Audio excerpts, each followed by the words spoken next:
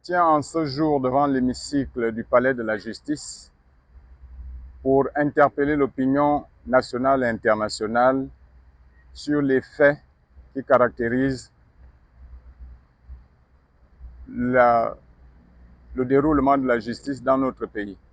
Quand un justicier, gendarme, policier, magistrat, huissier de justice commet un impair, la confédération ou la congrégation à laquelle il appartient le protège. Mais quand un citoyen lambda commet un impair, ces officiers détenteurs de l'autorité de la loi l'interpellent.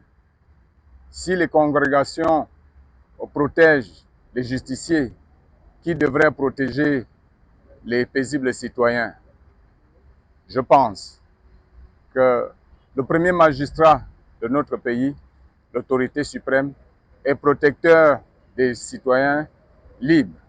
Parce qu'investi du pouvoir du peuple, il a ce devoir de protéger le peuple. Compte tenu des événements qui se sont déroulés le 12 décembre 2025, je viens à ce jour déclarer ce qui suit. Mesdames et messieurs de la presse nationale et internationale, mesdames et messieurs, mes chers concitoyens, le 12 décembre 2025, dans une journée apparemment calme, un groupe d'individus mal intentionnés ont fait éruption dans ma propriété à l'aide des engins de démolition et se sont mis à détruire tous mes biens et ceux de mes locataires. Au seul motif, nous exécutons, je cite, nous exécutons l'ordre du président de la République. Après investigation, nous pouvons rassurer nos concitoyens que le chef de l'État, chef du gouvernement, le président de la République, n'est ni de près ni de loin impliqué dans cet acte criminel posé par des individus investis de l'autorité de l'État. Mais que ces personnes se sont permis pour influencer d'utiliser l'identité de l'autorité suprême de l'État.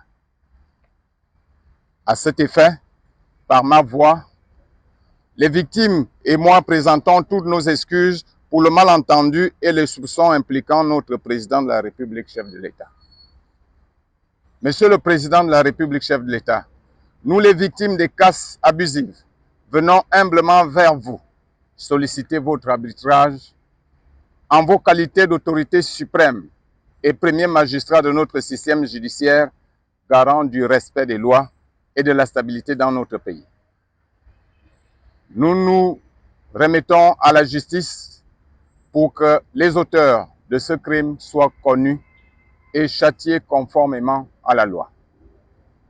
C'est pourquoi, en ce jour du 20 janvier 2026, nous avons déposé une plainte avec constitution de partie civile auprès du procureur de la République contre M. Joël Gaël Okwele, représentant les intérêts de M. Tite Okwele Leboussi, instigateur du crime. L'étude d'huissier de justice, maître Jivé Amouele Pungui, initiateur de la démarche juridique. Le magistrat Guy Romaric Ontsuika Nguni, signataire du soit transmis. Monsieur Charlan Abagamita, le commandant de l'unité de gendarmerie dirigée sur les lieux des faits. Pour violation des lois de la République et destruction volontaire des biens d'autrui. Face à ces individus et aux actes posés, nous privilégions la voie de droit pour préserver la paix sociale et la cohésion entre les communautés. Nous prenons à témoin la communauté nationale et internationale pour le choix des démarches garantissant la paix, socle de la construction de notre cher pays.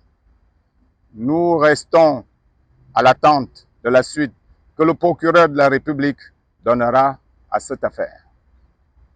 À ce niveau des démarches, nous rassurons l'opinion et les victimes du traitement impartial que fait montre notre système judiciaire face aux détenteurs de l'autorité de l'État. La loi est dite pour tous et la justice reste applicable à tous conformément à la Constitution de notre République. Nous informons également aux tiers que dans les prochains jours, nous allons saisir les autorités compétentes aux fins de l'annulation du titre foncier douteux objet de toutes les malversations. Nous reviendrons à cet effet pour une communication bien précise. Je vous remercie.